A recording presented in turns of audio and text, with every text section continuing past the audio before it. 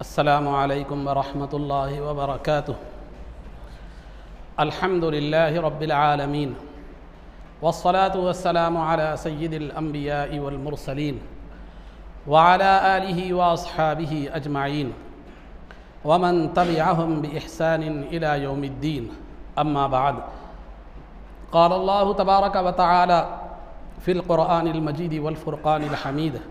अऊज़ु बिल्लाहि मिनश शैतानिर रजीम। बिस्मिल्लाहिर्रहमानिर्रहीम। कुन्तुम खैरा उम्मतिन उखरिजत लिन्नास तअमुरूना बिल मारूफि व तन्हौना अनिल मुनकर व तुअमिनूना बिल्लाह।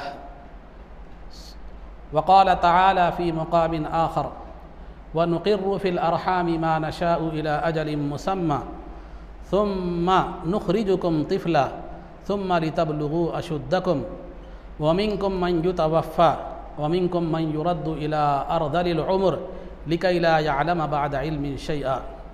सदक़ल्लाहुल अज़ीम। क़ाल अल्लाहु तबारक व तआला फ़ी शानि हबीबिही सल्लल्लाहु अलैहि वसल्लम इन्नल्लाह व मलाइकतहु युसल्लूना अलन नबिय्य या अय्युहल्लज़ीना आमनू सल्लू अलैहि व सल्लिमू तस्लीमा। अल्लाहुम्मा सल्लि व सल्लिम व ज़िद व बारिक अला हबीबिका सय्यिदिना व नबिय्यिना व मौलाना मुहम्मदिन व अला आलिहि व अस्हाबिहि अजमाइन। अज़ीज़ान मोहतरम,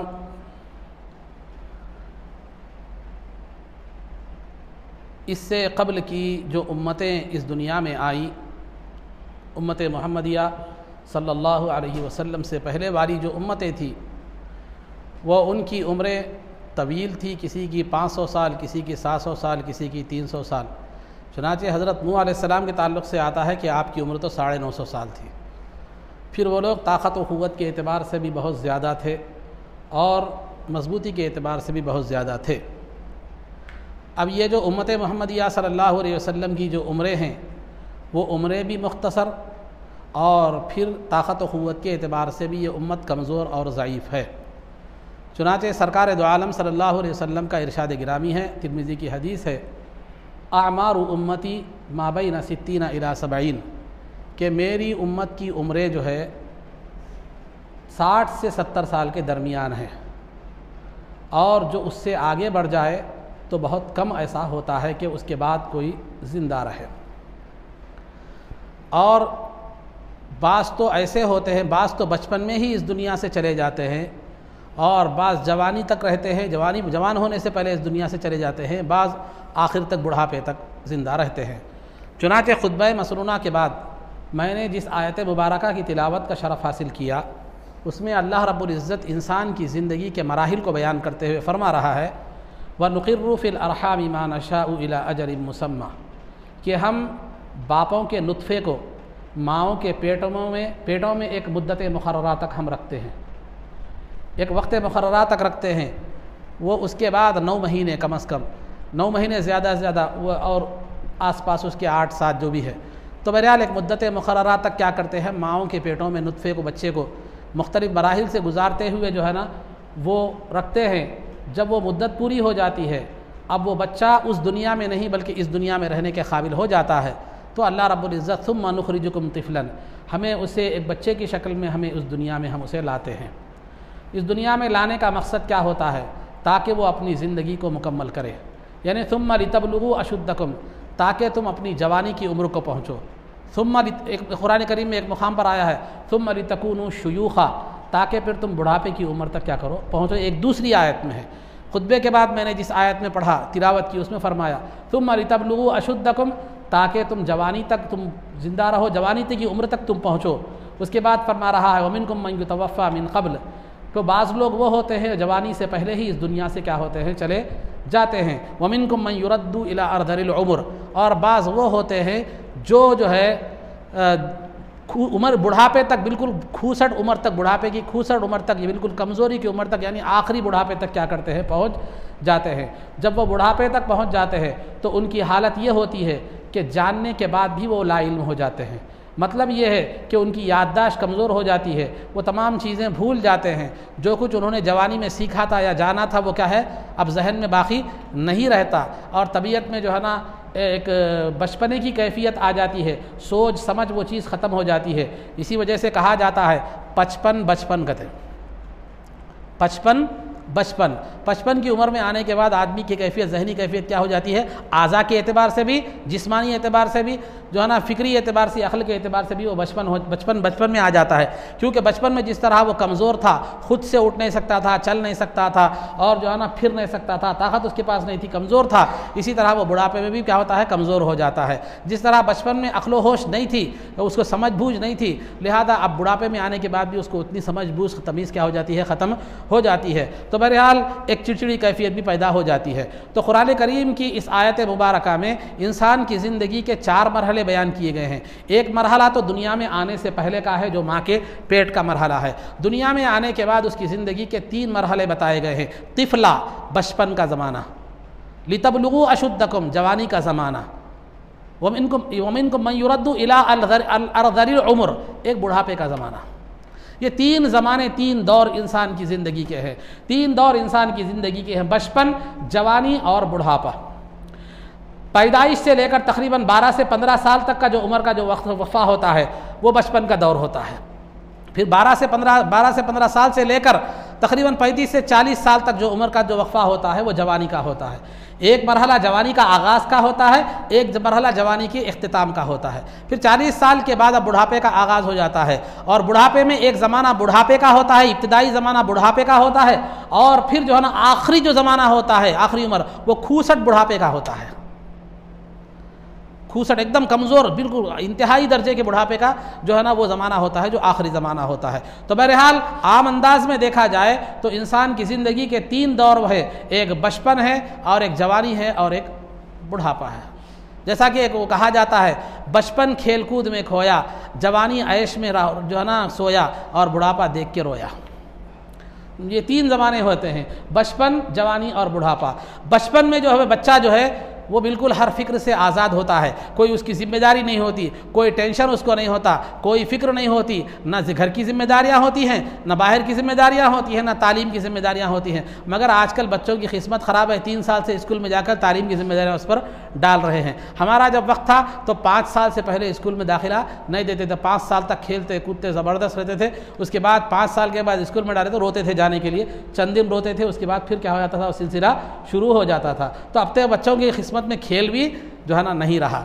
तो बहरहाल और वो माहिर तालीम जो हजरात है उनका कहना भी यही है कि बचपन का जहन तालीम के लिए 5 साल में तैयार होता है। बच्चे का जहन 3 साल में ले जाकर उसको क्या करते हैं, ये माँ बाप, क्योंकि माएँ क्या हो गई, माँ बच्चे क्या हो गए, माँ बाप के माओं के वास्ते बोझ बन गए।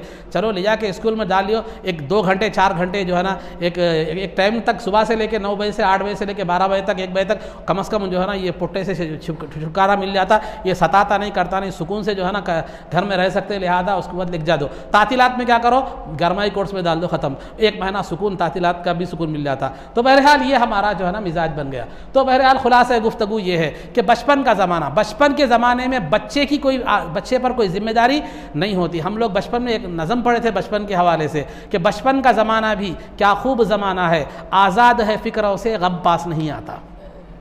तो ये बचपन का दौर होता है, बच्चे पर तो कोई जिम्मेदारी नहीं होती, लेकिन उस वक्त माँ बाप की जिम्मेदारी बहुत ज़्यादा होती है, ख़ास तौर पर माँ की जिम्मेदारी बहुत ज़्यादा होती है, क्योंकि माँ औलाद का पहला मदरसा होता है। माँ की गोद औलाद का पहला मदरसा होता है। तो लिहाजा माँ की तरबियत की जिम्मेदारी होती है कि वो बच्चे को इस उम्र में जैसी तरबियत देगी वैसा बच्चा निकल जवानी में उसके असरात ज़ाहिर होंगे, बुढ़ापे तक वो असरात ख़त्म नहीं होंगे।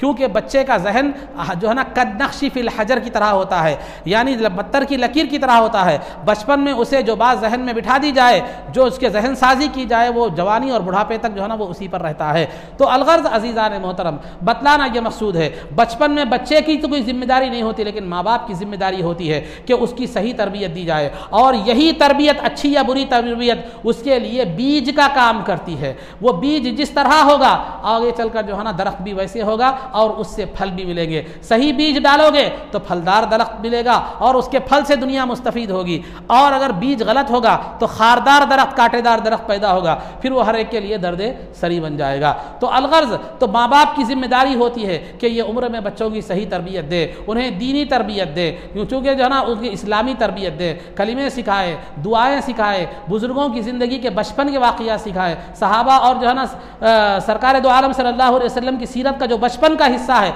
वो जो है ना वो हिस्सा उन्हें सुनाए, इस्लामी अहकामात से उन्हें बाखबर करे। और स्कूल में जाने से पहले जो है उनको जो है ना इस्लामी जहन साजी करके उनका जहन इस्लाम की कद्र और उसकी अजमत और इस्लाम का मुकाम उनके दिल में बिठा दे। क्योंकि आजकल जो है ना पहले ज़माने में स्कूलों में अखलाकियात की तालीम होती थी, जो है ना अच्छी तालीम जो है होती थी, अच्छा काम करना, किसी की मदद करना, माँ बाप के साथ हुस्न सुलूक करना, रिसाला दीनियात जो आपके पास पढ़िए उठाकर कभी, रिसाला दीनियात जो है ना, अब वो रिसाला दीनियात में वही इसी तरह की जो है ना बातें हैं, दुआएँ हैं, बुज़ुर्गों के वाक़यात हैं, माँ बाप के अखलाक के साथ कैसा रहना, भाइयों के साथ कैसा रहना, ये अखलाकियात की तालीम पहले जो है ना बाज़ाब्ता 1 घंटा होता था। आज अखलाकियात कुछ भी नहीं है। आजकल जितने भी स्कूल है या तो वह मुशरिकाना मिशनरी है या तो जो है ना ईसाइयत वाली मिशनरी है। वहाँ सिवाय बेहयाई के और अखलाक सोच चीज़ों के कोई सिखाए नहीं जाते। उसको ये मालूम है कि वैलेंटाइन डे कब है उसको मालूम है, लेकिन सरकार की मीलाद का दिन उसे मालूम जो है ना नहीं होता, सरकार की पैदाइश का दिन क्या है नहीं मालूम होता। फिर वो जब रोज़ डे कब है, वो डे कब है, ये डे कब है, सब चीज़ें उसको मालूम है। गैर मुस्लिमों की ईद और त्यौहार के वो चीज़ें मालूम है उसे, लेकिन इस्लामी जो है ना त्यौहार और इस्लाम के मुक़द्दस दिन क्या है उसे जो है ना नहीं मालूम। तो अलगर्ज़ अज़ीज़ान मोहतरम, तो ये आजकल स्कूलों में जो तालीम का एक अखलाकी ज़रिया था वो ख़त्म हो चुका है। तो लिहाजा आज माँ बाप की ज़िम्मेदारी और ज़्यादा बढ़ जाती है कि वो बचपन में इस्लामी तरबियत बच्चे को करे और उसको बचपन में उसकी जहन साजी करे, इस्लाम की कद्र, सहाबा और अहले बैत और बुजुर्गान दीन ने इस्लाम के लिए क्या कुर्बानियाँ दी थी, और इस्लामी बादशाह जैसे सलाहुद्दीन अय्यूबी है, मोहम्मद बिन कासिम है, ऐसे जो इस्लामी जो बादशाह गुजरे हैं उनके बहादुरी के कारनामे और उन्होंने जो है ना कैसा किया था, उन्होंने कैसी हुकूमतें की, कैसा अदल इंसाफ के साथ काम किया, वो कैसी इंसानियत दोस्त वाला मिजाज रखते थे, वो जो है ना बच्चे को उसकी तालीम व तरबियत दी जाए, वो बातें सुनाई जाएँ, खुद माँ बाप सुनाए, नहीं सुन सकते नहीं सुना सकते तो फिर जो है ना वो उलमा की महफिल में लाए, जुमा में बयानात होते हैं आमतौर पर, जुमा के बयानात में बच्चों को लाए और लाकर जो है ना उन्हें सुनाएं, और कभी मस्जिद में, महल्ले की मस्जिद में कहीं बयान वगैरह होता है तो वहाँ पर जाकर उन्हें सुनाएं, ताकि इस्लाम की बातें उनके जहन में बैठे और इस्लाम की अजमत उनके दिल में बैठे, ताकि आगे चलकर जो है ना इस्लाम की कद्र उसको हो और वो उसका जहन बिल्कुल खाली ना हो। क्योंकि बच्चे का जहन बिल्कुल वाइट ब्लैंक पेपर की तरह होता है, अगर हम उस पर इस्लाम की तहरीर लिख देंगे तो फिर आगे जाकर वो किसी और तहरीर को कबूल नहीं करेगा। अगर हम ये तहरीर नहीं लिखेंगे तो आगे कोई ईसाई या कोई मुशरिक अपने तहजीब वहाँ पर क्या कर देगा, लिख देगा। तो लिहाजा बचपन में बच्चे के ऊपर तो कोई जिम्मेदारियाँ नहीं होती, लेकिन माँ बाप की जिम्मेदारी होती है कि उसकी बुनियाद सही रखे, इस्लाम की बुनियाद पर रखे, अकायद के एतबार से हो, आमाल के एतबार से हो, वालिदैन की अजमत के हवाले से हो, बड़ों की अजमत के हवाले से हो, अखलाकियात के हवाले से हो, उसकी सही तरबियत करे तो फिर उसके बाद आगे चलकर वो एक जो है ना बेहतरीन नमूना बनेगा और सबके लिए राहत का सबब बनेगा। वरना फिर वो खुद के लिए भी एक कामयाब इंसान क्या कर सकेगा, नहीं बन सकेगा। तो जब ये तरबियत होगी तो फिर जवानी में जब जाएगा तो वो माहौल से मुतासिर नहीं होगा, और होगा भी तो थोड़ी सी आपकी जो है ना नसीहत से वो क्या करेगा, फिर लौट कर आ जाएगा। अगर फिर उसके बाद जो है ना उसका बुढ़ापा भी इसमें बेहतरीन होगा। लेकिन हो रहा क्या, इंसान की ज़िंदगी का जो नौजवानी का जो दौर है, बचपन का दौर तो खिल कमज़ोरी का दौर है, बच्चा कुछ कर नहीं सकता, बुढ़ापे में भी इंसान कुछ कर नहीं सकता, लेकिन जवानी का एक दौर ऐसा है जिसमें इंसान की अक्ल भी मुकम्मल होती है, ताकत भी मुकम्मल होती है, अज़ाइम और हौसले भी मजबूत होते हैं। उस वक्त इंसान के अंदर एक ख्वाहिश होती है, कुछ कर गुजरने की ख्वाहिश होती है, कुछ करने की, एक नाम कमाने की, या दुनिया में कुछ नया करने की ख्वाहिश होती है, मुसीबतों का सामना करने की ख्वाहिश होती है, और जालिम के जुल्म को रोकने की ख्वाहिश होती है, और जो है ना दुनिया में भलाई और कोई कारनामा करने की जो है ना वो ख्वाहिश भी होती है, ताकत भी होती है, और मुसीबत का सामना करने की भी ताकत होती है। तो ऐसे वक्त में जबकि इंसान मुकम्मल तौर पर हर चीज़ का कामिल तौर पर एक नमूना होता है, तो उस इंसान को जो है ना अच्छे रास्ते की तरफ अगर मोड़ दिया जाए तो वो दुनिया के लिए बेहतर साबित होगा, खुद घर वालों के लिए भी, महल्ले वालों के लिए भी और दुनिया वालों के लिए भी। अगर उसकी सही तौर पर उसको न मोड़ा जाए, जहन साजी न की जाए, तो वो हर एक के लिए दर्द सरी क्या करेगा, बन जाएगा। तो लिहाजा किसी भी कौम की तरक्की, मुल्क की तरक्की नौजवानों पर मुनहसिर है। जिस कौम और मुल्क के नौजवान बेहतर हों वहाँ की वो मुल्क भी तरक्की करेगा, वो कौम भी तरक्की करेगी, और दुनिया में वो कौम जो है ना बड़ी कामयाब व कामरान रहेगी। जो है ना जंग अजीम के बाद जापान का क्या हाल हो गया था, जापान का क्या हाल हो गया था, जापान की हालत तो वहाँ पर जो है ना बम गिराए गए थे, न्यूक्लियर बम, आज तक भी वहाँ बच्चे जो है ना अब नॉर्मल पैदा होते हैं, घास नहीं होती, और जापान के पास कोई बड़ी फौज भी नहीं है, लेकिन जापान ने देखा फौज की तैयारी के बजाय टेक्नोलॉजी पर उन्होंने तरक्की की, और आज दुनिया में बड़े दूसरे नंबर पर या पहले नंबर पर टेक्नोलॉजी में जापान है। आप कोई भी चीज़ लेना है मेड इन जापान बोलते लेके फ़ौरन रख लेते हैं, आपको इतना भरोसा है। तो पूरी गिरी हुई हालत से वो लोग कैसे उठे? उन्होंने तालीम को अपनाया, अपनी औलाद को तरबियत दी, अपनी दुनियावी एतबार से ही सही उन लोगों ने जो है ना एक कोशिश और जिद्दोजहद की, और पूरा तबाह होने के बाद भी वो मुल्क आज फिर दुनिया की जो है ना साथ कांधे से कांधा मिलाकर चल रहा है। क्यों? उनके पास जिद्दोजहद है, उनके पास टाइम की पाबंदी है, सेकंडों और मिनटों तक को मेंटेन करते हैं वो लोग। हमारे पास है, हमारे बच्चे तो कट्टों पर बैठकर घंटों गुजार देते हैं रात में, सेलफोनों पर चैटिंग करते हुए मुसलमान बच्चे कई जो है ना घंटे बसर कर देते हैं। वक्त की तो हमारे पास कोई कदर ही नहीं है, और तरबियत का तो कोई निज़ाम ही नहीं है। तो अलगर्ज़ अज़ीज़ान मोहतरम, कोई भी आप तारीख़ उठा कर देखिए, तारीख़ में आप देखेंगे तो जिस कौम का जो है ना कि नौजवान जो है ना अगर जो है अगर मजबूत हो, और अगर जिस कौम के नौजवान अगर सही हो तो फिर वो कौम तरक्की का याफ्ता होगी, वरना फिर जिस कौम के नौजवान अगर पीछे रह जाएं और जो है ना काहिल और सुस्त हो जाए, और जिनके जिद्दोजहद का जज्बा अगर उनके अंदर ना हो, तो फिर वो नाकारा वो कौम कभी तरक्की नहीं करेगी, क्योंकि बच्चे और बूढ़े मिलकर किसी कौम को तरक्की नहीं दे सकते। इस्लाम की तारीख़ आप उठा कर देखें, 40 साल की उम्र में सरकार दो आलम सल्लल्लाहु अलैहि वसल्लम ने ऐलान नबूवत फरमाया, सरकार ने ऐलान नबूवत फरमाया। उसके बाद जो है ना मुसलमान नमाज भी पढ़ते तो छुप कर पढ़ते थे, दीन की तबलीग और इशाअत भी करते तो छुप छुप के करते थे, और ऐसा कई अरसा गुजर गया। मुसलमान जो है ना बिल्कुल गोशा नशीनी में इबादतें होती थी, गोशा नशीनी में छुप छुप कर जो है ना दीन की तबलीग और इशाअत का काम होता था। लेकिन उमर फ़ारूक रज़ी अल्लाह तआला अन्हु जैसा नौजवान जब इस्लाम को मिला, तो जो ही उमर फ़ारूक रज़ी अल्लाह तआला अन्हु इस्लाम लाए, आपने कहा कि या रसूल अल्लाह क्या इस्लाम हक़ पर नहीं है? तो सरकार ने फरमाया बिल्कुल हक़ पर है।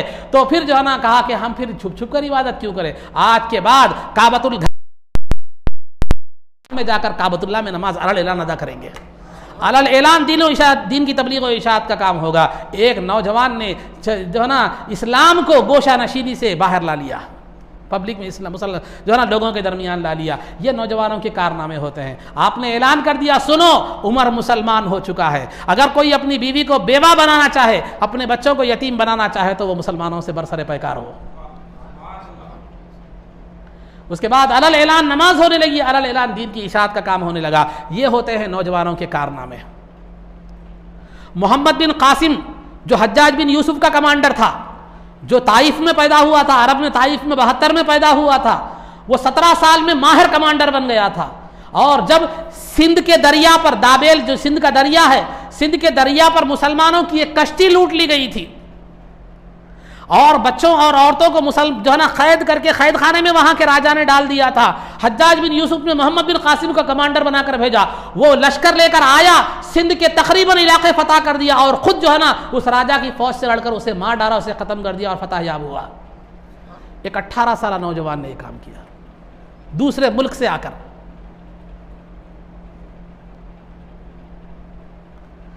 सलाहुद्दीन अय्यूबी, क्या सलाहुद्दीन अय्यूबी ने बैतुल कुस्तुनतुनिया को जो फतह किया, क्या तारीख उठा कर देखिए कभी। कुस्तुनतुनिया को क्या मामूली काम नहीं था कुस्तुनतुनिया को फतह करना।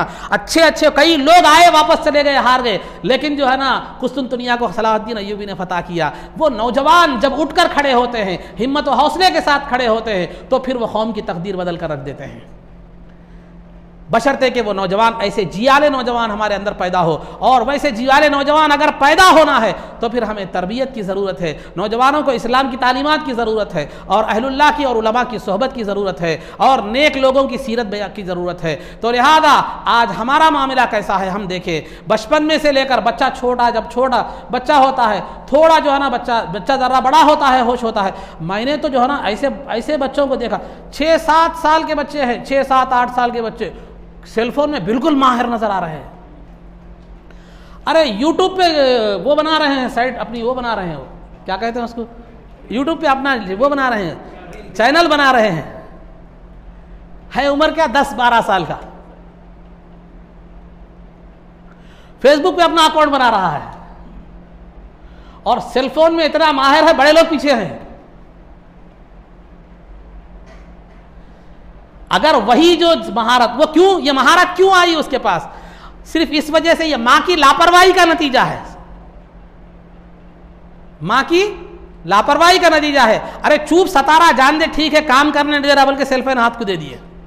अब वो सेलफोन चलाते चलाते चलाते इतना माहिर हो गया, इतना माहिर हो गया कि जो है ना वो क्या गया, उसको फेसबुक पे अकाउंट बना रहा, जो है ना यूट्यूब पे वो का माहिर हो गया, हर चीज का माहिर हो गया। यही वक्त अगर वो किसी दीन की तालीम में देता या कोई इस्लामी तालीम में अगर उसको मिलता, यही वक्त कोई जो है ना दीनी तरबियत में होता, तो उन कहां से कहां निकल जाता था।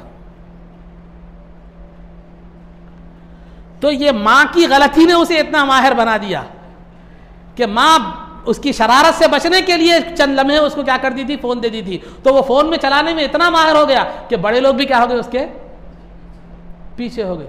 छोटे छोटे बच्चे एंड्रॉइड फोन जो है ना, एप्पल फोन इस्तेमाल कर रहे हैं, और ऐसे जो है ना उनको वो चीजें मालूम है जो बड़ों को भी क्या है मनोबसावत मालूम नहीं होती, क्योंकि वो वक्त वैसा होता है कि उसमें बच्चे सीखते हैं और उसको जो है ना बहुत ज़्यादा उसको ये करते हैं। तो लिहाजा ऐसे वक्त में उनकी सही तरबियत की जाए तो वो एक माहिर जो है ना मुसलमान बनकर निकल सकते हैं। लेकिन उस वक्त को हमने ऐसे फ़ोन के हवाले कर दिया। अब फ़ोन में क्या है, वो देख रहे हैं, कार्टून्स देख रहे हैं। कार्टून्स में कभी छोटा भीम आता, कभी बड़ा भीम आता। मैंने नहीं देखा, बच्चों से सुना, कहीं बोलिए मुसाब भी देखे क्या बोल के, समझे? हाँ, तो बहरहाल छोटा भीम कहते हैं, बड़ा भीम कहते हैं, वो गैर मुस्लिमों के जो मजहबी जो कहानियाँ हैं वो उसके अंदर है। रामायण का तस्करा है, महाभारत को कार्टून में है जो है ना। फिर गेम्स है, गेम्स है, बच्चे गेम्स के इतने आदी हो गए हैं कि माँ बाप अगर गेम्स से रोकने जाएं तो फिर माँ बाप के ऊपर ही रिवर्स हो जा रहे हैं, या रो रहे हैं, या शरारत कर रहे हैं, या फुला। आप देखें ना, पबजी खेलने जाके कई बच्चे खुदकशी भी कर लिए। तो ये उम्र जो तरबियत की थी वो फ़ोन के हवाले हो गई। अब उन्होंने फ़ोन से अच्छा सीखा, बुरा सीखा, जो भी सीखा। अब उसके बाद जब जवानी की उम्र में मदरसे में गए, मदरसे में भी पूरा ईसाई जहनीत का जो है ना माहौल उन्हें मिला, मुशरिकाना जहन का उन्हें माहौल मिला। उसके बाद नतीजा क्या हुआ इसका? नतीजा ये हुआ कि बहुत से खराबियाँ आ गई, लेकिन दो बातें मैं आपके सामने रखता चलूँ। सबसे पहली खराबी तो ये आ गई कि वो इस्लाम अपने आप को मुसलमान बोलने से शर्मा रहा है, इस्लामी तर्ज ज़िंदगी गुजारने से शर्मा रहा है, दाढ़ी छोड़ने से शर्मा रहा है, पैंट बुशर्ट छोड़ने से शर्मा रहा है, नमाज पढ़ने से शर्मा रहा है, और अच्छे नेक काम करने से क्या कर रहा है, इस्लामी किसी भी मामले को अपनाने से क्या कर रहा है, वो शर्मिंदगी महसूस कर रहा है। उसका पूरा जवानी का पूरा वक्त जो बनने का था, दुनिया व आखिरत बनाने का जो टर्निंग पॉइंट था, वो हेयर स्टाइल में निकल गई। फुला खान की हेयर स्टाइल में, फुला खान की ड्रेसिंग, फुला खान का हेयर स्टाइल, फुला खान के पूरे अंग्रेज़ों और फिल्मी हीरोओं और फिल्मी हीरोइनों और मॉडलों की जो है ना हमारे बच्ची और बच्चियों में, उनकी तकलीद में और उनकी जो है ना उनकी ज़िंदगी, उनका लाइफ स्टाइल गुजारने में जो है ना वो क्या हो गई, गुजर गई। मुझे ये तो नजर आ रहा है, कोई मॉडल की जिंदगी नजर आ रही है, फिल्मी हीरो का हेयर स्टाइल नजर आ रहा है, और फिल्मी हीरो की जो है ना जिंदगी नजर आ रही है। लेकिन दूसरी तरफ ये नहीं आ रहा कि वही ही फिल्मी दुनिया से बहुत से लोग बाइक जो है ना छोड़कर दीन की तरफ आ गए हैं,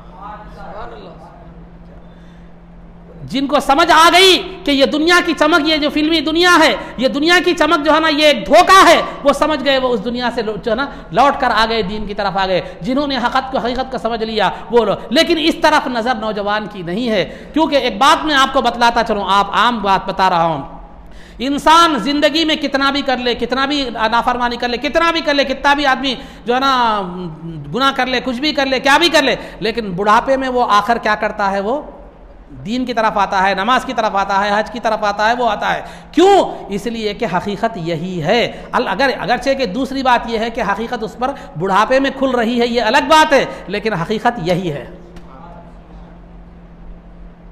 ये हकीकत को जो जितना जल्दी समझ गया वो उतना कामयाब हो गया, जो जितना देर से समझा वो उतना नुकसान में रहा।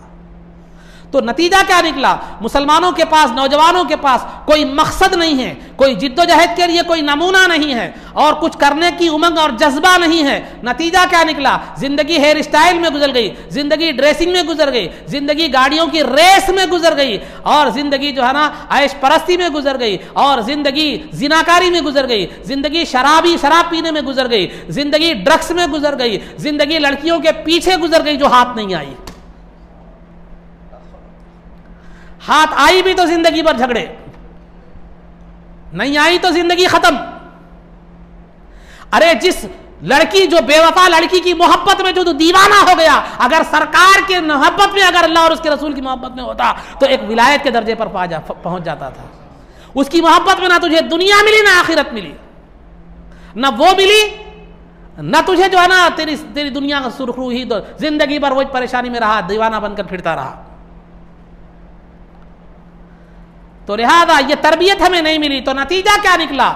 जवानी में जो दुनिया और आखिरत बनाने के लिए टर्निंग पॉइंट था, नौजवानों में जो है ना दीन से दूरी की वजह से उनके पास ना कोई मकसद दे रहा, बस उनका जहन क्या बन गया, उनका दीन, अपने आप को दीनदार कहने में शर्मा रहे हैं, दीन को मुसलमान कहने में शर्मा रहे हैं, और उनको फिर सितम बालाए सितम, उन्हें यह सोच दी गई कि अगर दुनिया में तरक्की करना है तो तुम्हें इंग्लिश पढ़ना जरूरी है, दुनिया में तरक्की करना है तो दुनिया के साथ चलना है, दुनिया में तरक्की करना है तो तुम्हें साइंस और टेक्नोलॉजी को अपनाना है। इस्लाम के जो उसूल है, इस्लाम की जो तालीमात है वो बड़ी पुरानी तालीमात हैं, वो अपडेटेड नहीं है। दुनिया की जो नई साइंस और टेक्नोलॉजी को तुम्हें ये करना है। तो इस्लाम, मुसलमान क्या समझ रहा है? आज दुनिया के साथ चलने में मेरी कामयाबी है, इंग्लिश सीखने में मेरी कामयाबी है। साइंस और टेक्नोलॉजी जो है ये एक तरक्की याफ्ता ईजाद है, इस्लाम में बहुत ही पुरानी चीज़ें हैं। ये एक जहन इंसान का, एक नौजवान का बन रहा है। अजीज़ान मोहतरम, मैं आपको बतलाता चलो, दुनिया में आज भी ऐसे ममालिक है जहाँ इंग्लिश का कोई मुकाम नहीं है, वहाँ तालीम भी होती है तो मादरी जुबान में होती है।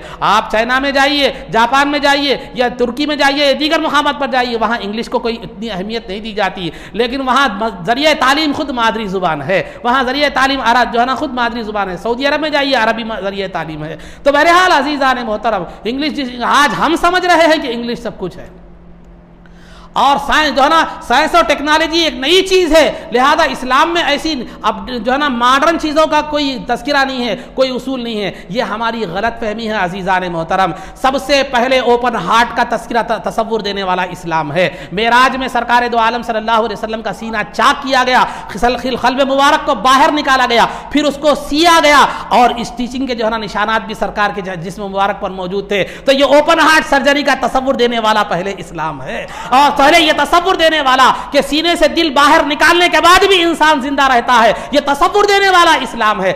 आज साइंस क्या कर रही है? इस्लाम का दिल निकाल कर एक जो है ना आईने में रख रही है और दिल धड़क रहा है, हम उसको बड़ा समझ रहे हैं। अरे ये तो हमारे पास वाक़या मेराज में हुआ सो वाक़या है। और सीने का जो तसव्वुर है ये भी जो है ना इस्लाम में आज से 1400 साल पहले है, और इंसान मुख्तसर से वक्त में 1 महीने की मुद्दत तय कर सकता है। ये वाक़या मेराज में बताया गया जो आज जहाज के हवाले से हो रही है। और ये तसव्वुर इस्लाम ने दिया कि इंसान जमीन से ऊपर भी उड़ सकता है, तो लिहाजा ये भी वाक़या मेराज ने तसव्वुर दिया।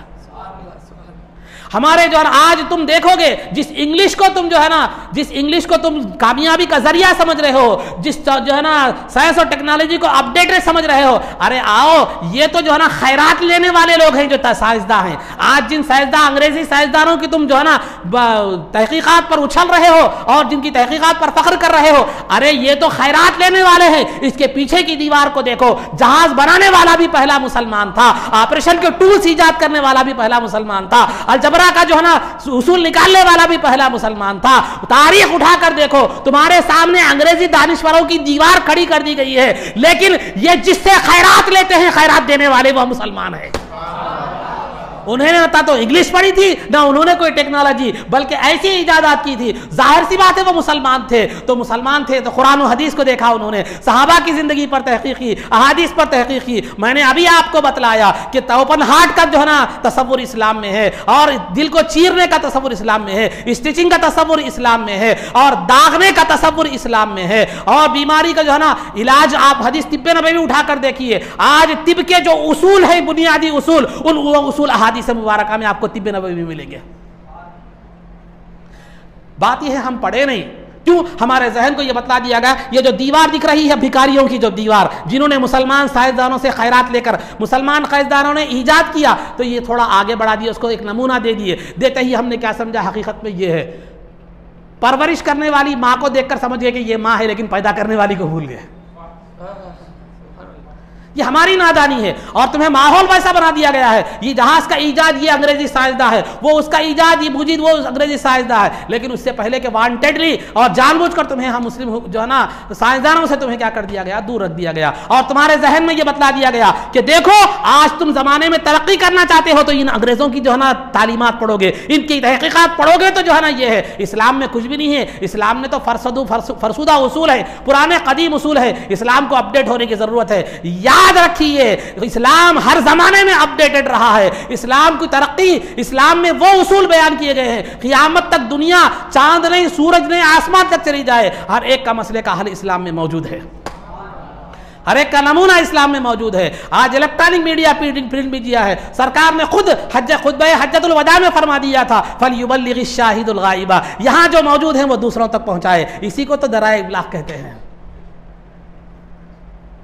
इस्लाम में तसव्वुर हुक्मरानी भी है, इस्लाम में जंगी उसूल भी है, इस्लाम में जंग का तरीका भी है, इस्लाम में जंग की कमांडिंग भी है, इस्लाम में जो है ना महसूलात का निज़ाम भी है, इस्लाम में सियासी निज़ाम भी है, इस्लाम में माशी निज़ाम भी है। आज से 1400 साल पहले सरकार दो आलम सल्लल्लाहु अलैहि वसल्लम ने हर निज़ाम बना कर दे दिया, लेकिन हम भिखारी हैं कि दूसरों से भीख ले रहे हैं, जबकि हमें खैरात देने वाला बनाकर बनाया था। हमें दुनिया को खैरात देने वाला बनाकर भेजा गया, हमें वो निसाब दिया गया, हमें वो तालीम दी गई, लेकिन हम अपनी तालीम को नहीं समझ सके, दूसरे भिखारियों से भीख ले रहे हैं हम। इंतहा तो ये है, जो भिखारी मुसलमानों से भीख लिए थे उन भिखारियों से भीख लेकर हम फख्र कर रहे हैं।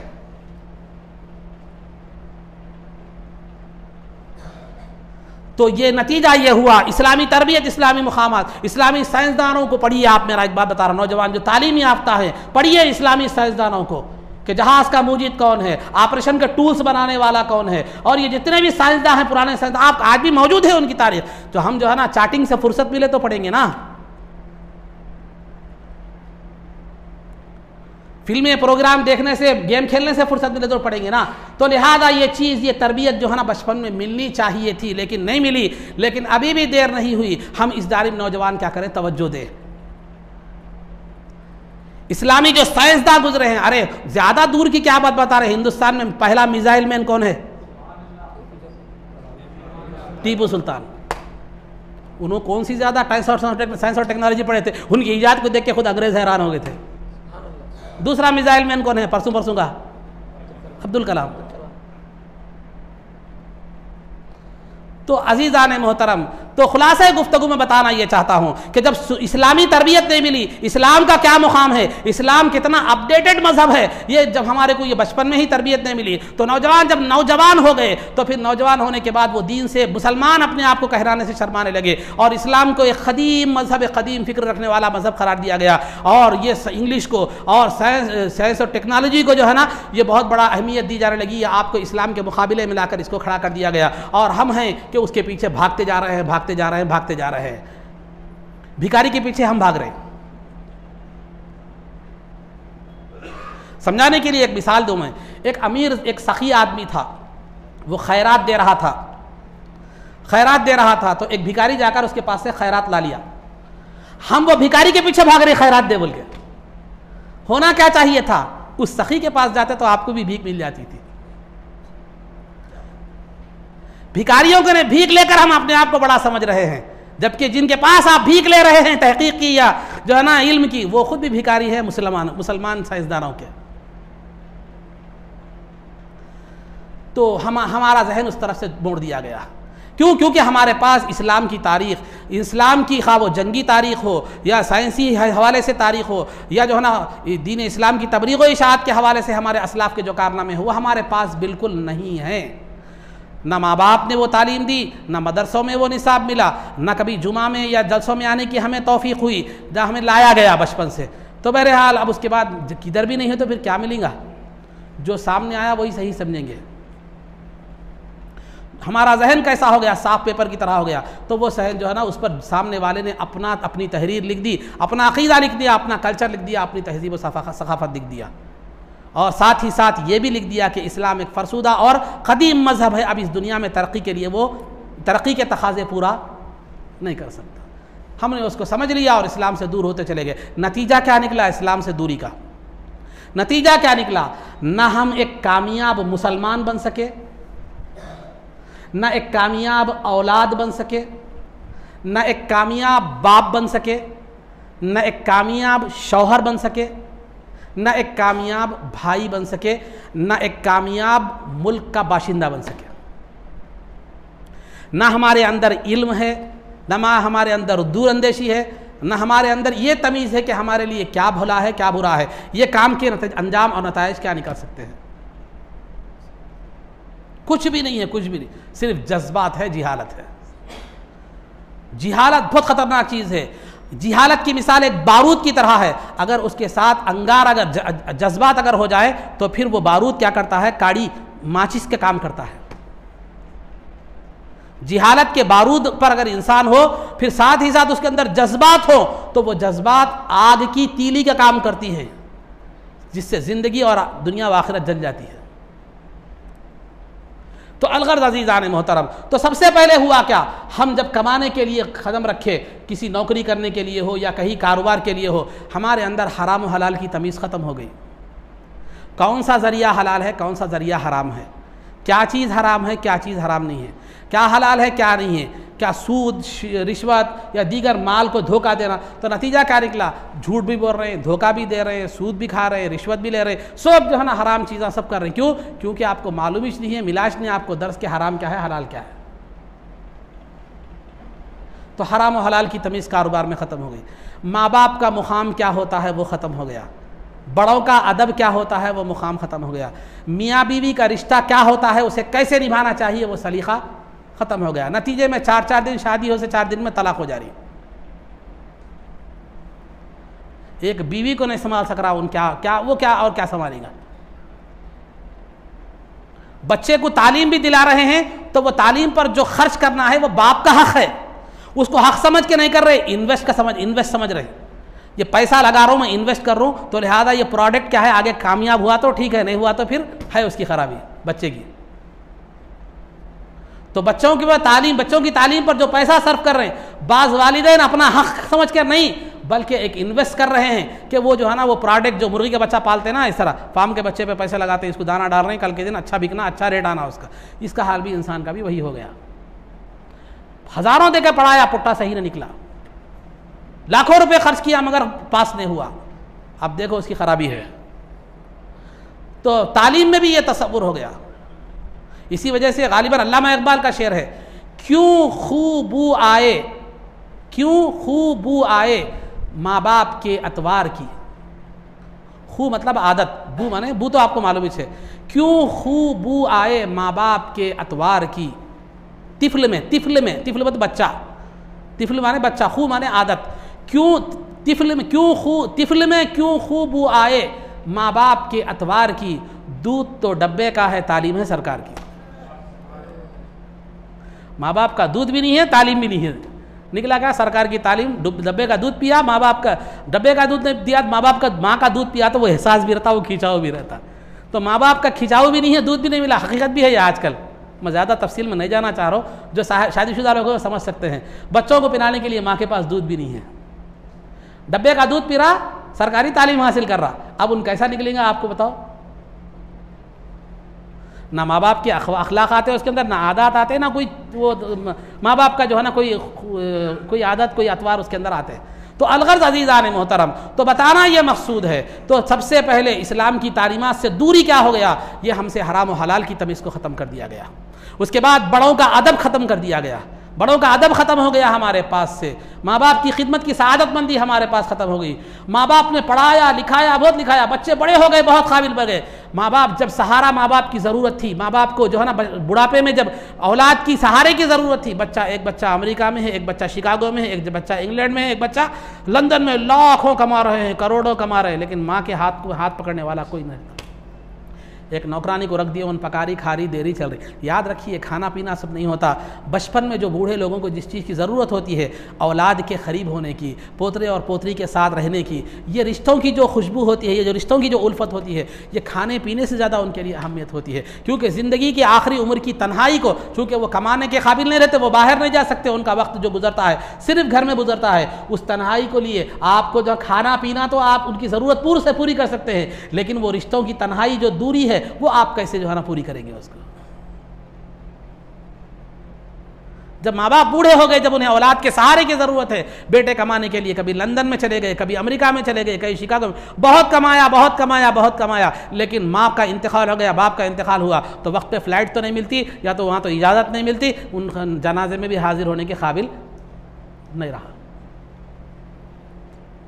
क्या वो ज़िंदगी है, वो कमाई क्या है जो माँ के जनाजे में शरीक होने के काबिल नहीं बना सकी इंसान को, जो माँ की आखिरी बुढ़ापे में जो है ना सहारा बनने के काबिल नहीं बन। अरे तुमसे तो वो नौकरानी बेहतर है जो पैसे लेकर ही सही उसको सहारा दे रही थी। तुमने बेटे होने का हक क्या अदा किया? जिस माँ की उंगली के बगैर तुम चल नहीं सके, जिस बाप की उंगली के बगैर तुम दौड़ नहीं सके, जिस बाप के सहारे और माँ के सहारे के बगैर बड़े ना हो सके, आज उसी माँ बाप को सहारा करने के लिए बेसहारा करके आज तुम चले गए, बहुत कमा रहे हो दुनिया। क्या करते हो तुम दुनिया की? तुम्हारी औलाद भी अगर तुम्हें ऐसे ही छोड़कर चले जाएगी, क्योंकि तुमने एक दागबेल डाली है, एक नमूना डाला है, तो फिर तुम्हारी औलाद भी उसी रास्ते पर चलेगी। थोड़ा कम ही सही यहाँ कमाते, माँ बाप के साथ रहते, उन्होंने तुम्हारी खुशी के लिए अपनी जो खुशियाँ बचपन में कुर्बान कर दी थी वो आज उन्हें देते, तो वो दुनिया में जब तक उनका मुक़द्दर में ज़िंदगी थी तब तक खुशी खुशी तो रहते। वो खुशी तुम जो देते वो उस खुशी से बेहतर है जो अगर तुम उन्हें रोज़ाना सोना भी खिलाते तो वो फ़ायदा नहीं होता था। खाना पीना ही इंसान के लिए हर चीज़ नहीं होती। औलाद की क़ुर्बत, पोतरे और पोतरियों की क़ुर्बत, नवासे और नवासियों की क़ुर्बत, खैर नवासे नवासी तो दूसरे घर के होते हैं, ये जो है ना ये क़ुर्बत, ये उनकी चाहत, उनका खेलना, उनका उठना, ये खुशी जो माँ बाप को आखिरी उम्र में होती है, वो खुशी आप दुनिया की कोई दौलत देकर हासिल नहीं कर सकते। तो ये सब तालीमात कहाँ मिली? नहीं मिली, क्योंकि इस्लाम से, क्योंकि हमने सिखाया ही नहीं उन्हें बचपन में, उन्हें वो मुकाम दिया ही नहीं। शादी हुई, बीवी के शादी हुए से 4 दिन के बाद झगड़े शुरू। खैर झगड़े हैं, सरकार और जो है ना अज़वाज मुताहरात के दरमियान में कभी ऊंच नीच नोक झोंक हुआ करती थी, लेकिन सरकार ने कभी किसी को तलाक तो नहीं दिया। इस्लाम ने तो बताया कि नाराज़गी के तरीक़े क्या हैं, बीवी अगर सरकश हो जाए तो, नाफरमान हो जाए तो उसका भी तरीक़ा है सुधारने का भी। सरकार की सीरत मौजूद है, लेकिन वो पढ़े ही नहीं हम कहाँ हैं, उठा के डायरेक्ट तलाक दे दिए, ख़त्म। जो ज़ख़म दवा से ठीक हो सकता था उसको हमने ऑपरेशन करके उस पैर को ही काट दिया। क्यों? क्योंकि हमें नहीं मालूम कि वह दवा से कैसा ठीक करना है। सरकार का अज़वाज मुताहरात के साथ ताल्लुक़ क्या था, कैसा था?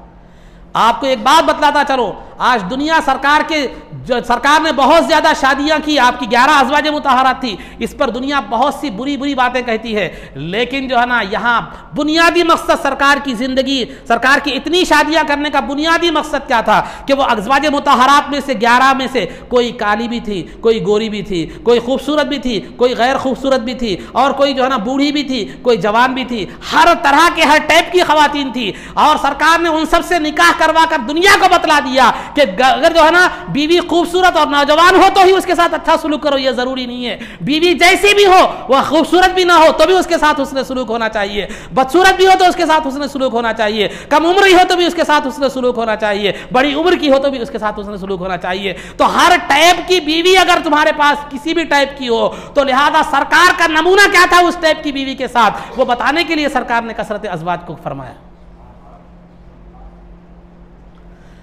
तो अज़ीज़ान मोहतरम, तो खुलासा गुफ्तगू मेरी बताने का मकसद ये है कि जो है ना इस्लाम की तालीम हमें बुनियादी तौर पर नहीं मिली, तो असरात क्या हुए?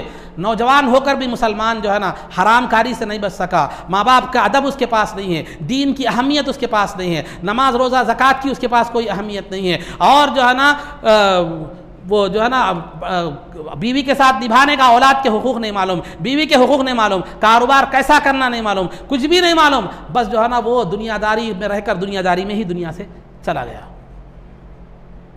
जिंदगी गुजर गई 60 साल जिंदगी, ना 5 कलमे याद हैं, ना जो है ना शराइत नमाज याद है, ना अरकान नमाज याद है, ना अज़कार नमाज सही तौर पर याद है, ना कुरान देखकर तजवीज़ से पढ़ने आता है। पूरी जिस परवरदिगार ने 60 साल की जिंदगी दी थी, उस 60 साल में हमने 60 मिनट में जितनी चीजें सीख सकते थे उतनी भी नहीं सीखी हमने।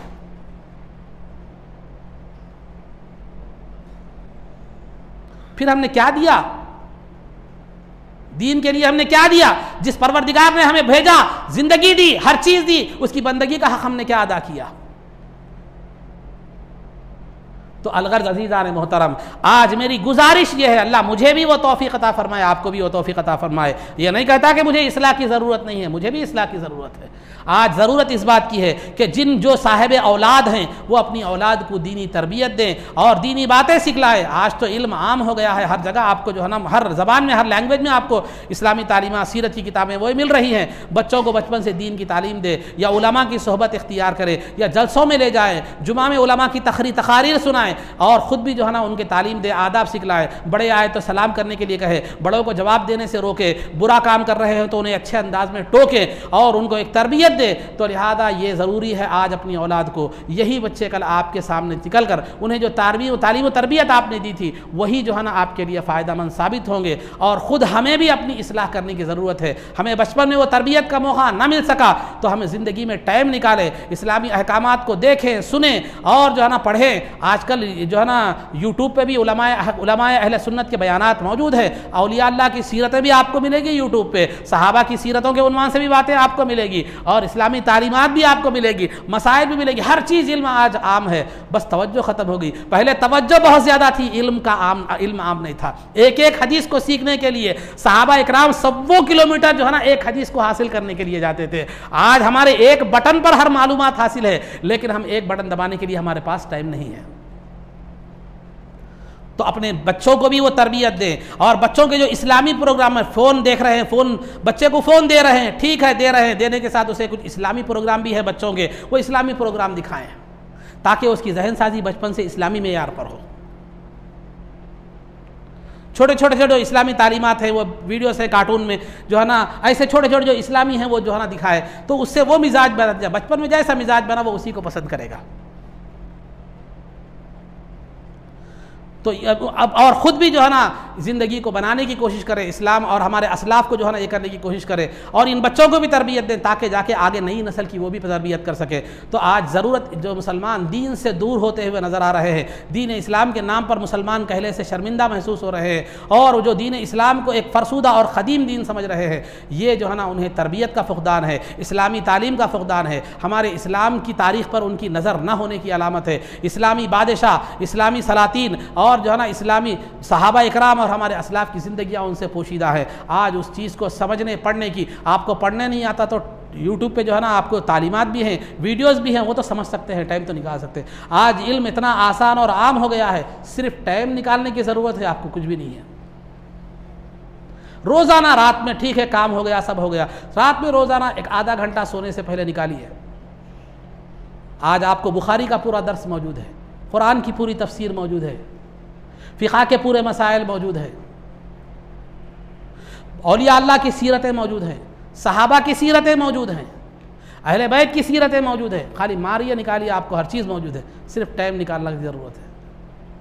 पढ़िए, इनकी ज़िंदगियों को पढ़ने का असर ये होगा कि उससे दिल में इनख़िलाफ़ पैदा होगा, दिल में एक कैफियत पैदा होगी, दिल में एक जज्बा पैदा होगी, क्योंकि वो बुज़ुर्गों की तालीमात, उनकी सोहबत का असर ये रखी, उनकी सीरत असर रखती है। क्योंकि सरकार ने ये फरमाया अलमरउ अला दीनी खलीलिही, कि आदमी अपने दोस्त के दीन पर होता है, खा वो उसका दोस्त ज़िंदा इंसान की शक्ल में हो या किताब की शक्ल में हो या किसी तकरीर की शक्ल में हो। जैसी जैसी तकरीरें सुनेंगे आप वैसा वैसा जहन आपका बनता, जैसी किताब पढ़ेंगे आप वैसा जहन बनता, जैसा दोस्त रखेंगे वैसा आपका जहन बनता है। तो अज़ीज़ान मोहतरम, तो ये समझने की ज़रूरत है, आप अपने बच्चों को दीनी तरबियत दीजिए। खाली नाजिरा कुरान पढ़ा के जो है ना, कुरान का नाजिरा पढ़ा के आप ये समझ रहे हैं कि मेरा बच्चे को मैंने दीन का हक़ अदा कर दिया, नहीं। वो भी हमारे पास दीन के लिए, हमारे पास साल में 2 महीने हैं, हमारे पास दीन के लिए साल के 2 महीने हैं। बच्चों के लिए गरमा, बड़ों के लिए रमज़ान। गरमाई क्लासेस बस दीन के लिए हो, गरमा की क्लास में से जो भी सीख लिया 40 दिन 30 दिन में वो ख़त्म। उसके बाद इंग्लिश मीडियम के लिए साल भर है। गरमाई तातीलात, बच्चे का जहन साल भर पढ़ के थक जाता, दिमाग ख़राब हो जाता, थोड़ा रेस्ट लेने दे बोल के जो है ना जो हुकूमत देती है, तो वो रेस्ट के औकात हमारे पास दीन सीखने के लिए है। और जब हुकूमत नौकरी तू निकाल देती है कि तू अब नाकारा है बोल के रिटायरमेंट होने के बाद, वो जो फुर्सत के औकात है वो इबादत के लिए है। दीन सीखने के लिए साल में 2 महीने, बच्चों के लिए गरमा का 1 महीना, बड़ों के लिए रमज़ान का महीना। रमज़ान में देखो ऐसा जज्बा रहता, ऐसा जज्बा रहता, तिलावत कुरान, समात कुरान, तर्जमा कुरान, वो जलसे, ये जलसे, ये जलसे, मस्जिदें भरी हुई। ऐसा मालूम होता है कि मुसलमानों पर जो है ना पूरे अब क्या निकल, रमज़ान के बाद पूरे औलिया की जमात निकलेगी मस्जिद से, बोले ऐसा। फिर देखो जो है ना रमज़ान के बाद देखो मस्जिदों से हम ऐसे गायब हो जाते हैं जैसे गधे के सर से सींग गायब हो गई, मतलब उसको सींग रहती नहीं, तो मतलब कभी आए ही नहीं थे, वैसा हो जाता है मस्जिद में। तो बताना क्या है, तालीम के औकात क्या है ज़िंदगी में हमारे। तालीम का साल में 2 महीने, बच्चों के लिए गर्मा का महीना, बड़ों के लिए रमज़ान का महीना। इबादत का महीना, इबादत के औकात क्या है, रिटायरमेंट के बाद।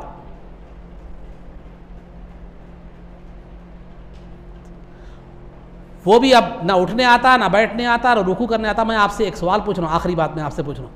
एक आदमी ज़िंदगी भर शादी नहीं किया, बुढ़ापा हो गया, बूढ़ा हो गया, हाथ पैर हिल रहे, बैठने नहीं आ रहा, उठने नहीं आ रहा।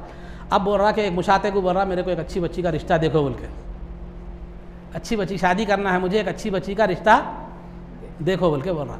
तो मुशाता क्या बोलेंगे, आप क्या बोलेंगे उस आदमी को? अरे खबर में पैरा है, आपे की शादी याद है हमें, तो ज़िंदगी भर जवानी भर क्या करा, बुढ़ापे में शादी का पैगाम देखो बोल रहा। ये उम्र शादी करने की है, ये उम्र तो मस्जिद में अल्लाह अल्लाह अल्लाह करने की है, आखिरत की तैयारी करने की, खबर की तैयारी करने की उम्र है। अब क्या शादी करता तू? शादी करके बीवी के हुकूक निभा भी सकता नहीं। और एक बूढ़ा हाथा पैरा हिल रहा, गर्दन हिल रही, एक कंपनी में जाकर दरख्वास्त दे रहा मैं नौकरी करता हूँ बोल के। तो उनके क्या बोलता, क्या मैं रिटायरमेंट की उम्र में तनख्वाह नौकरी करने की बात कर रहे, ये भी कोई उम्र है? तो बताना मैं ये चाह रहा हूँ, जिस तरह बुढ़ापे में शादी करना ये नादानी है, बुढ़ापे में नौकरी की दरख्वास्त देना नादानी है, इसी तरह इबादत के लिए बुढ़ापे को इख्तियार करना यह भी नादानी है।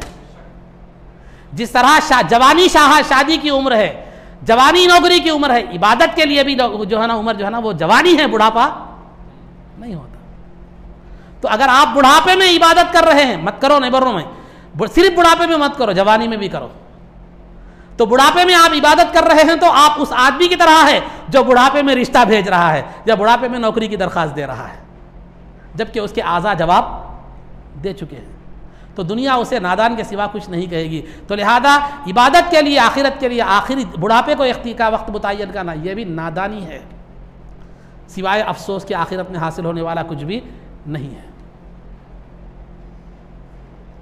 तो अलगर्ज़ अज़ीज़ान मोहतरम, ये चंद गुजारिशात थी, ये बातें थी, समझने की ज़रूरत है। आज ख़ुद जो है ना हम भी अपनी इस्लाह करें और इस्लामी अहकामात को पर अमल पैरा हो, इस्लामी तारीख़ हमारे असलाफ़ की ज़िंदगियों को देखें और अपने बच्चों को भी दिखलाएं ताकि हम उनकी भी तरबियत कर सकें और आने वाली नस्ल बेहतर हो सके। जब नौजवान कौम, अगर हमारी मुस्लिम नौजवान कौम अगर दीनदार होगी, इस्लाम की जो है ना दिलदादा होगी, तो फिर ऐसी कौम पैदा होगी, ऐसी कौम पैदा होगी कि फिर जो है ना वो आगे चलकर दुनिया पर इख्तिदार करेगी या दुनिया में गालिब रहेगी और दुनिया में ये रहेगी। बनी इसराइल ने जब क्या किया, जो है ना कौम जब्बारीन से क्या है जंग का इनकार कर दिया, तो अल्लाह रब्बुल इज़्ज़त ने सज़ा के तौर पर उनको 40 साल तक मैदान तीह में घूमते रहे, वो लोग भटकते रहे। उसके बाद वो 40 साल की में क्या दौरान जो औलाद, जो नस्ल पैदा हुई, वो आगे चलकर कौम जब्बारीन से लड़कर वो फतहयाब हुई। तो हम ना सही हमारी औलाद आगे चलकर इस्लाम का बोलबाला करे, इस्लाम की सरबुलंदी का सबब बने और जो है ना उम्मत मुस्लिमा और कौम और मुल्क के लिए फ़ायदामंद साबित हो। कम अज़ कम हमें जाते वक्त उनकी तो तरबियत करके जानी चाहिए, ताकि हमारी ज़िंदगियाँ तो गुजर गई, ख़त्म हो गई, अब जो जो बचा कुचा है उसको समेट लें और अपनी औलाद को सही तरबियत दे, ताकि जो है ना आगे चल कर जो है वो हमारी कौम हमारी आखिरत के लिए भी बेहतर हो, मरने के बाद नमाज जनाजा तो कम अज़ कम पढ़ सके और ख़त्म कुरान का जो है ना देकर दुआएँ ख़त्म तो क्या करें वो पढ़ सके और हमारे लिए दुआएँ मग़फ़िरत कर सके और हमारे लिए भी, ख़ानदान के लिए भी और मुल्क और मिल्लत के लिए भी फ़ायदेमंद क्या हो वो साबित हो और इस्लाम की एक बेहतरीन जो है ना तस्वीर कशी वो दुनिया के सामने पेश कर सके। वरना आए थे चले गए, आए शुमार नहीं, गए शुमार नहीं, आए खाए पिए चले गए, फिर ये कोई इंसानियत नहीं है और ये कोई जो है ना इस्लाम की तालीमात नहीं है और ये इस्लाम का मकसद नहीं है। दुनिया में आओ तो फिर एक जो है ना ऐसा बीज बोकर जाओ कि आपके जाने के बाद लोग उसके दरख्त से उसके फल से, उसके फूल से, उसके साये से क्या करें इस्तिफ़ादा करते रहे, अपनी औलाद को ऐसी तरबियत दे। आखिर में अल्लाह ताला से दुआ है कि परवरदिगारा जो कुछ भी कहा गया उस पर अमल की तौफ़ीक़ रफ़ीक़ अता फ़रमा, इज़्ज़त व आफ़ियत की ज़िंदगी दे और ईमान पर हमारा ख़ातिमा फ़रमा। रसूल पाक सल्लल्लाहु अलैहि वसल्लम के क़दमों में हमारा हश्र फरमा, आपकी शफ़ाअत उज़्मा से हमको बहरवर फरमा, आपके दस्त मुबारक से जामे कौसर पीना नसीब फरमा, जन्नत में आपकी ग़ुलामी मईयत और इफ़ाक़त नसीब फरमा। सल्लल्लाहु तआला वसल्लम अला खैरि खल्क़िही सय्यिदिना मुहम्मदिन व आलिहि व सहबिही अजमईन बिरहमतिका या अरहमर राहिमीन वल्हम्दुलिल्लाहि रब्बिल आलमीन।